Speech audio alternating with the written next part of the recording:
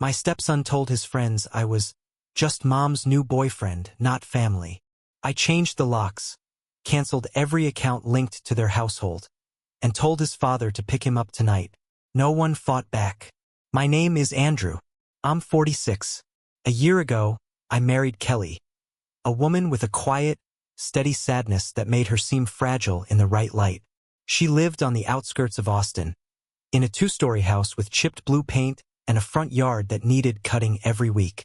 She had a teenage son named Dylan, 16, all height and silence, who carried himself like someone perpetually halfway out the door.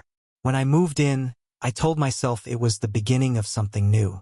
A second life, maybe, something I could build, hold, and finally belong to. I remember that first morning in their kitchen. The smell of coffee, Kelly humming softly, sunlight hitting the window in a way that made the dust look alive. I thought, this is it. The quiet domestic rhythm I'd been chasing all my life. The promise of family, of small routines and shared laughter. I had no idea how fragile that illusion was. I started fixing everything I could. The roof leaked, so I patched it. The washer rattled, so I replaced the bearings. The living room walls were dull, so I repainted them the color Kelly said reminded her of calm oceans. I paid off bills that weren't mine, opened accounts in both our names, bought furniture that made the place feel less like a leftover from her previous marriage and more like a home that could be ours. Every act, no matter how small, felt like a declaration. I'm here. I belong. But belonging isn't built with money or labor. It's built with acceptance, and that's what I never truly had.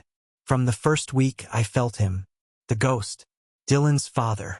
The man who appeared twice a year, called twice more, and yet still occupied every corner of that house. His photos were gone, but his presence wasn't. It lived in the way Kelly said, your stepfather instead of Andrew, and in the way Dylan looked at me, like I was a replacement tire he'd have to use until the real one came back. He didn't call me Andrew. He didn't call me anything at all. The first time I tried to connect with him, I offered to drive him to practice. He hesitated, then said, it's fine. Mom can do it. She's got work, I said. He shrugged, eyes still on his phone. Then I'll skip. That's how it started, the small rejections, the invisible fences. At dinner, he'd talk to Kelly but never to me. If I asked about his day, he'd mumble something non-committal. I told myself it was normal teenage behavior, that patience would bridge the gap. I'd read enough about blended families to believe that love could be learned, that consistency mattered more than blood. So I stayed patient. I woke up early to make breakfast. I drove him when he needed rides. I paid for his camp trips, his new shoes, his broken phone screen. I said yes to everything, thinking that if I gave enough, I'd earn a space that couldn't be taken from me. But every gesture landed in silence. Kelly thanked me at first, her voice soft and grateful, but over time even that faded. Her thank you became automatic, like saying grace before eating, a ritual stripped of meaning. Sometimes at night, I'd hear her talking to him in his room. The muffled sound of her laughter, her maternal tone, the one she rarely used with me anymore. Once I caught my name in their conversation. He's trying, she said. Dylan's answer was quick, sharp. He's not, Dad. There was silence after that. Kelly didn't correct him. She just sighed, and the conversation moved on.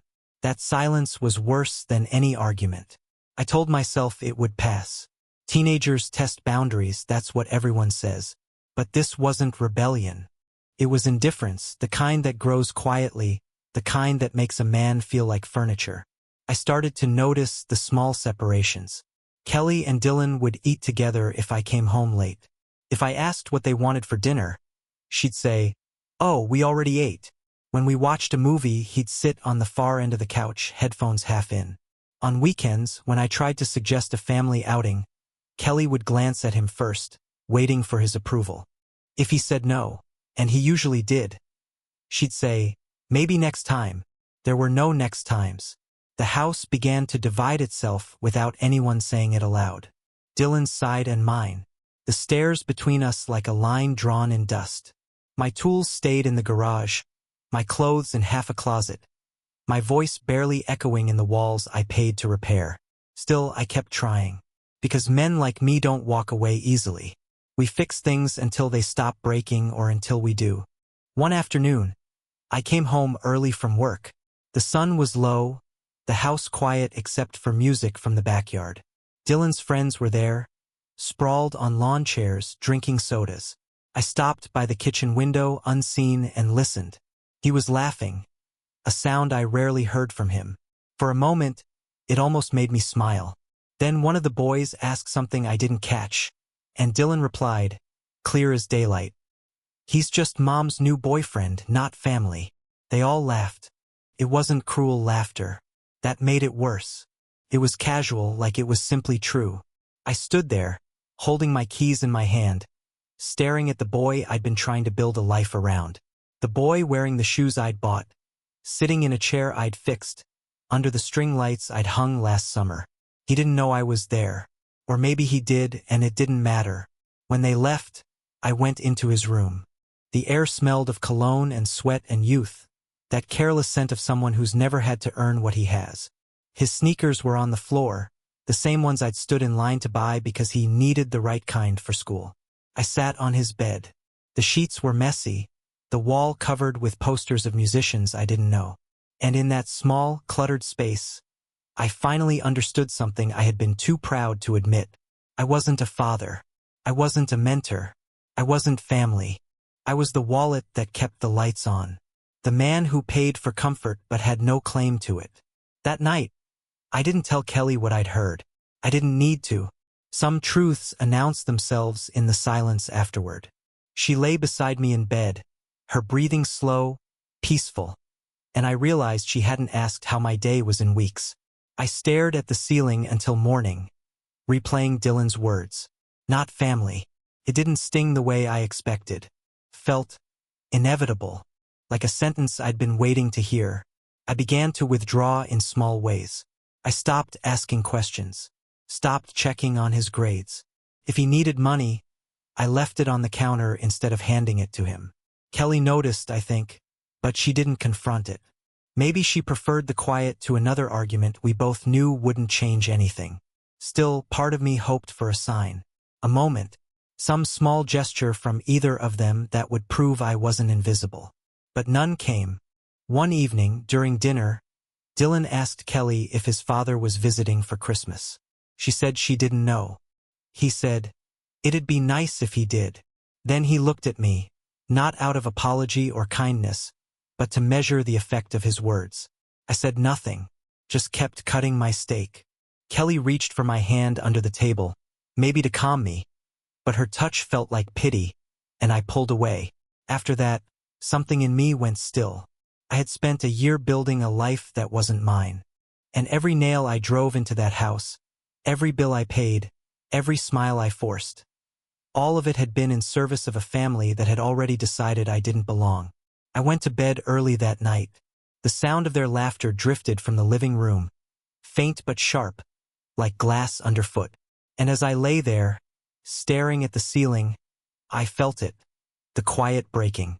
Not anger, not despair, just the clean, empty snap of something that had finally reached its limit. Over time, I became less a man and more a routine. The quiet one who kept the lights running, the car fueled, the bills paid. A shadow that moved between paydays. Dylan could go entire weeks without speaking to me except for those small, sharp requests. Need gas money.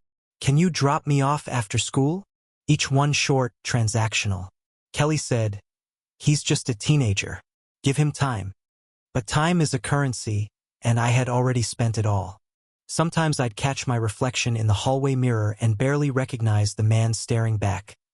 Face gray from exhaustion, shoulders bent from years of bending further. I used to be decisive, proud even. Now I hesitated before every word, afraid of saying too much or not enough. That's what life becomes when you're tolerated instead of loved. A series of careful silences. The turning point arrived quietly, like a leak that becomes a flood. A late October evening, air heavy with the smell of rain. I'd been working on the gutters, climbing up and down the ladder until my back ached. When I came inside, I heard laughter from the kitchen, Kelly and Dylan. Sharing something light, easy. I stood at the doorway for a second too long before stepping in. Smells good, I said, trying to sound casual. Kelly smiled without looking up from the stove. Dylan's helping with dinner tonight. He didn't look up either. Mom said we're making his chili. Not yours. His chili, not mine. As if recipes had bloodlines. Fair enough, I said, forcing a grin. Just happy to eat. But something in his tone, that offhand dismissal, stuck under my skin. We ate in near silence, except for Kelly's small attempts to keep the peace. When dinner ended, Dylan grabbed his plate, rinsed it, and left it in the sink. I watched the door swing shut behind him. Kelly sighed, the sound of someone too tired to fight small wars anymore. He's 16, she said softly. He doesn't mean anything by it. I nodded. No, he means exactly what he says. That night, I sat on the porch alone, the rain starting to fall in thin, steady threads. The house behind me glowed warm, but I felt like an outsider looking through the glass. I thought about the year I'd spent trying to fit into their rhythm, about how every kindness I'd offered was taken as something owed. I thought about Dylan's father, the myth, the hero, the absentee saint, and how his absence had more power than my presence ever did. When I came back inside, Dylan was in the living room with two of his friends. They were laughing at something on his phone. I stopped at the stairs when I heard my name. He acts like we need him, Dylan said. Mom could handle everything if she wanted to. He just pays for stuff. That's all he's good for. Laughter. Not cruel, not mocking, just certain. I stood there long enough for the heat in my chest to fade into something colder. Then I turned and went upstairs. In our bedroom, Kelly was reading. She didn't look up when I entered. How's the gutters? She asked. Fixed, I said. My voice sounded distant, even to me. She smiled faintly. You always find a way to fix things. I wanted to tell her that some things can't be fixed. That people don't just need roofs and walls repaired, they need respect. But the words died before they left my mouth. Instead, I lay beside her, listening to the rain and the muffled sound of Dylan's laughter below. It was that laughter that broke something inside me. Not anger, not even hatred, just the realization that I was living in a home where my existence had become background noise. The next morning I woke early. The rain had stopped. The air smelled new. Kelly was still asleep, one hand resting where my body had been. I got dressed quietly and left before sunrise. At the bank, I stood in line behind a man arguing about overdraft fees. He looked frantic. I understood him. I had spent too long keeping everything balanced, always one payment ahead of collapse. When my turn came, I closed the joint accounts Kelly and I shared, transferred my savings into a separate account. The teller looked confused. Are you sure, sir? Yes, I said. Completely. From there, I went to the insurance office, the utilities, the phone provider. One by one, I untangled my name from theirs. By noon, my signature, once the glue holding that house together, was gone from every bill, every plan, every convenience. It was strange how quiet the world felt when I left each building. The kind of quiet that follows a clean decision. Not peace, not yet, but clarity. At home, the house looked the same, but it wasn't mine anymore. I changed the locks, packed a single suitcase with what I needed, clothes, tools, the photo of my parents that no one ever asked about. When I finished, I sat at the kitchen table and waited. Kelly called twice while I was there, asking if I could pick up groceries. I didn't answer. When she came home that evening, the confusion on her face almost looked like innocence. What's going on? She asked, noticing the folders and envelopes on the table. Nothing dramatic, I said. Just balance. Her eyes narrowed. What does that mean? I slid a small stack of papers toward her. Account closures, policy cancellations, disconnections. It means everything in this house now belongs to you. The bills, the utilities, the responsibilities. You told me not to interfere in your family's business. Now you have exactly that. She stared at the papers, lips trembling. You can't just. I can, I said. And I did. The words came out calm, too calm. She reached for my arm, but I stepped back. For the first time, I saw the fear in her eyes. Not fear of me, but of the weight I was handing back to her. Andrew, she whispered, please, you're overreacting. He's just a boy. He doesn't understand what he says. No, I said. He understands enough. You both do.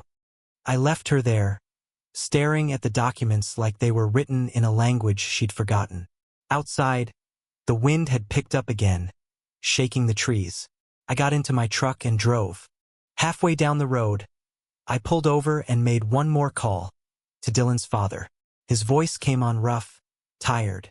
Hello, this is Andrew, I said. Kelly's husband. Pause. Yeah, what's going on? I need you to pick up your son tonight.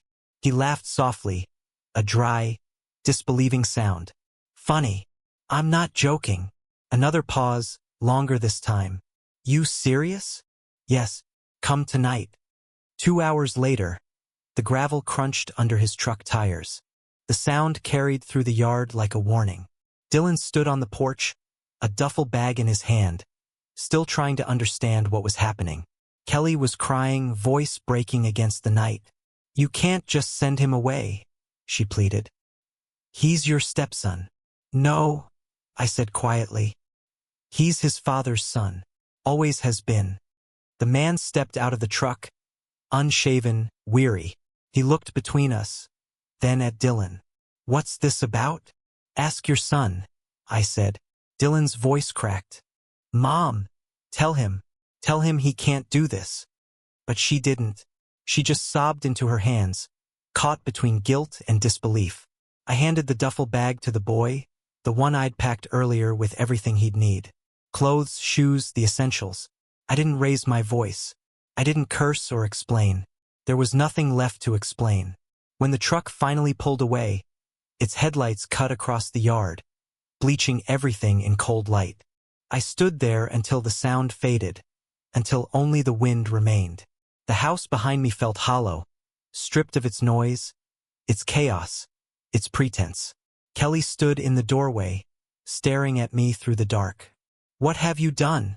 She whispered. Balanced the books, I said. That night I slept on the couch, though I barely slept at all. The silence pressed against me, heavy but honest. For the first time in a long while, there was no laughter I didn't belong to, no footsteps passing my door without knocking. Just silence and the faint hum of freedom. The morning after Dylan left, the house felt like a shell after a storm. Upright, but hollowed out. I woke before dawn, sat at the kitchen table with a mug of coffee gone cold, and listened to the silence that used to belong to someone else's laughter. The air was different now, thin, unshared. I should have felt triumphant, maybe even relieved.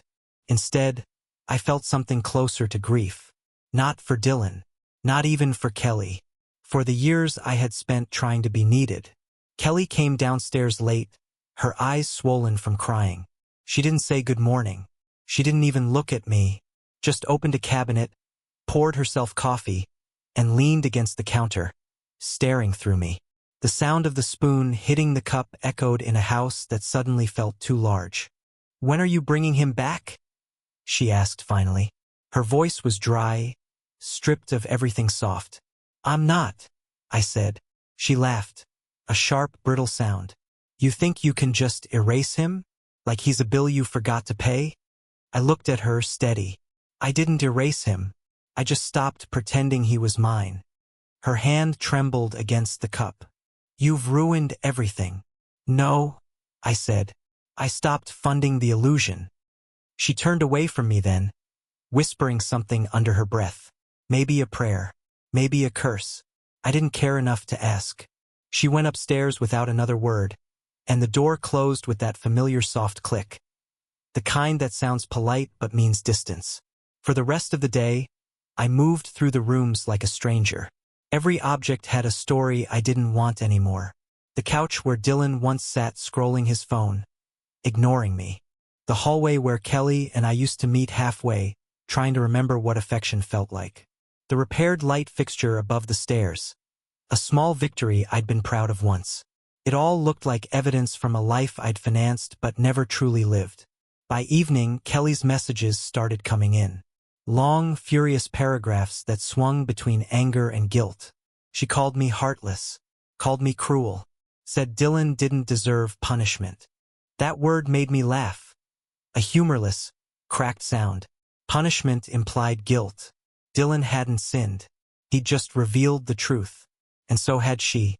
I didn't answer her messages.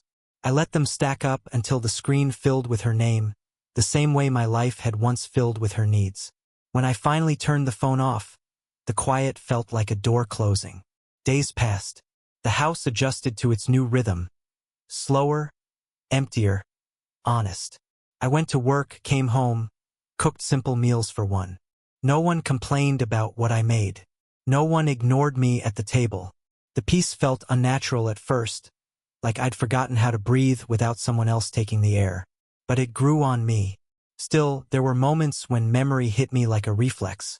I catch myself setting out 3 plates instead of 1. Or reaching for my phone to ask Dylan if he needed a ride.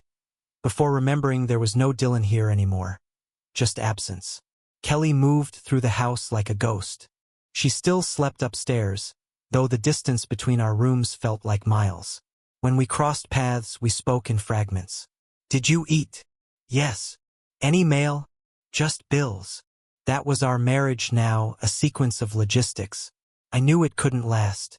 One of us would eventually have to leave, and I already knew which one it would be. A week later, Dylan's father called. The number flashed on my screen while I was eating breakfast. I almost didn't answer, but curiosity, or maybe cruelty, made me pick up. "He's asking for you," the man said without greeting. His voice sounded rough, ashamed. "Won't talk to me. Won't eat." I said nothing. "You made your point," he continued. "He gets it now. Just talk to him." I stared at the black coffee swirling in my cup. "I don't think he gets it," I said. "Not yet. Christ, man." The voice cracked. "He's a kid." He was old enough to know what words mean. A pause. Then softer. "You really don't care, do you?" I thought about that. I cared for too long. That's the problem. He hung up. The silence after the call felt heavier than the words. Later that day, Kelly confronted me again. She'd been on the phone with Dylan too. I could tell by her red eyes and trembling hands. "He wants to come home," she said. "He's miserable." "Then he's learning," I said. "You're sick." Her voice shook. "You think this makes you strong? You think this is justice?" "No," I said. "It's math. You subtract what doesn't add up." She slapped me then, open palm, sharp and fast. The sound echoed through the kitchen. I didn't move. She stood there, waiting for me to react, maybe even to fight back. But I didn't. I just looked at her. Calm, detached. The way you look at a stranger who's lost something they'll never find again. When she realized I wouldn't answer, she broke. The anger drained from her face, replaced by something sadder. A kind of understanding too late to matter. She whispered, "You loved us wrong." "No," I said. "I loved you completely. You just mistook it for obligation."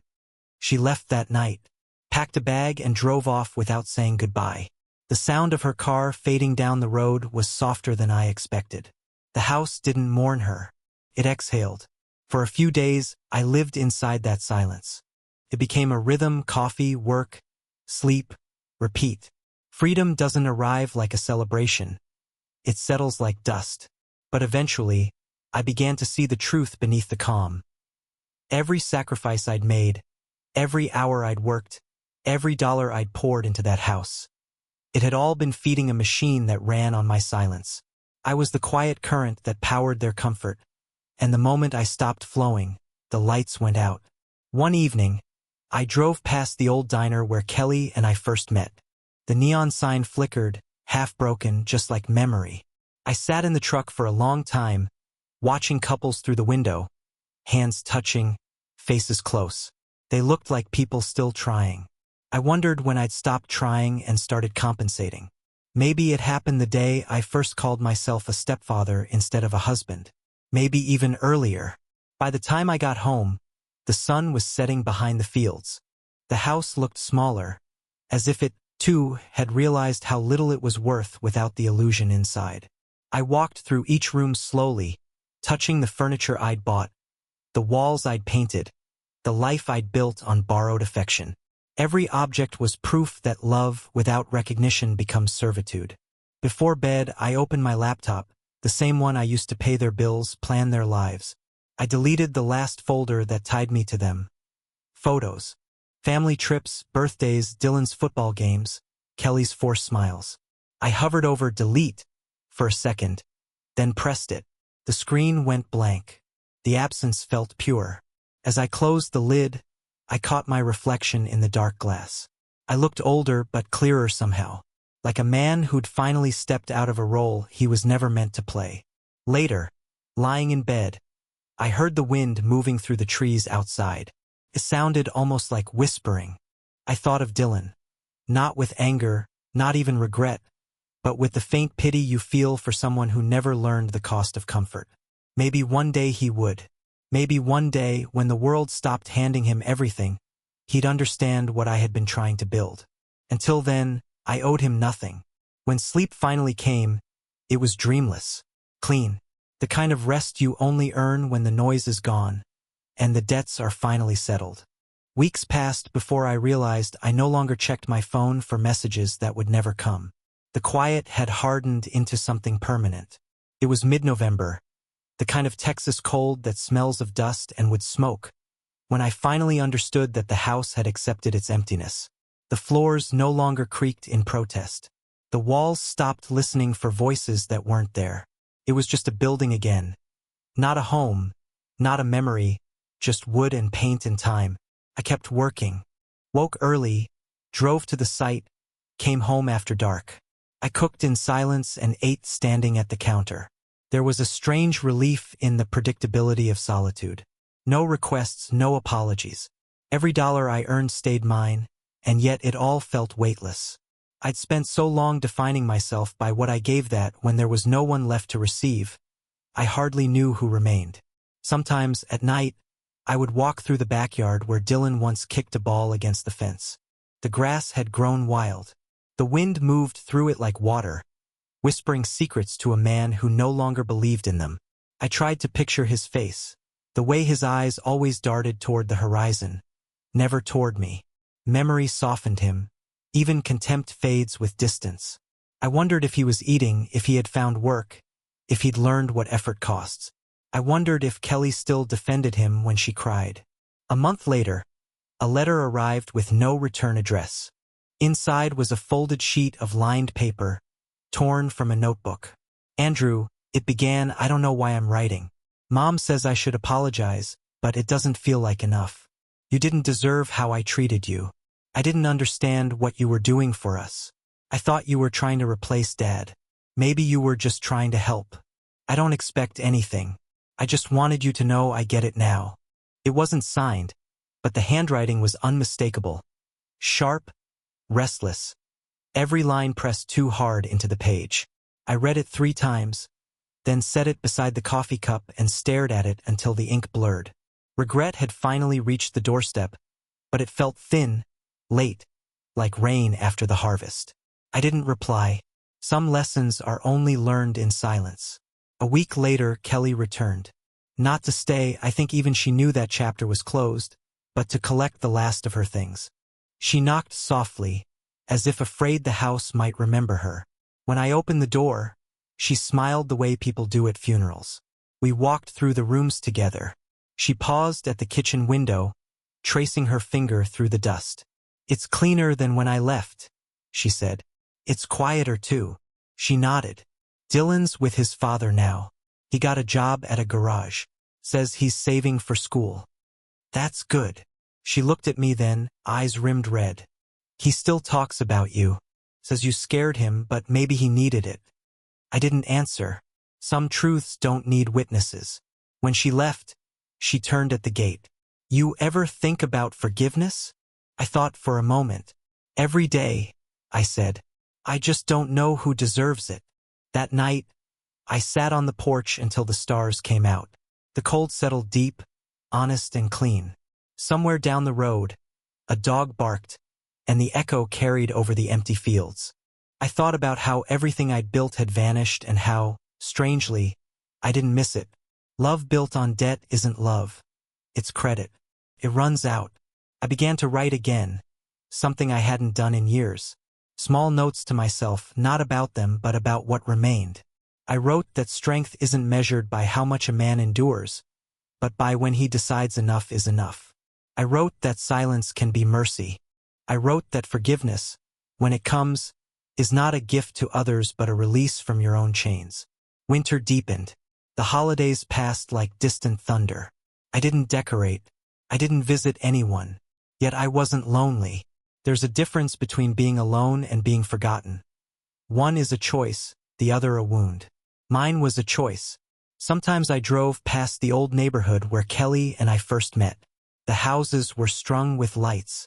Children ran in yards, chasing each other through the glow. I wondered if those fathers felt what I had felt, the quiet terror of investing in something that might never love you back. Maybe they did, but kept smiling anyway. Hope makes fools of steady men. One evening in February, I stopped at the gas station near Dylan's school. As I stepped out of the truck, I heard someone call my name. He was there, thinner, older somehow. The winter air had carved the boyishness out of his face. "Hey," he said, hesitant.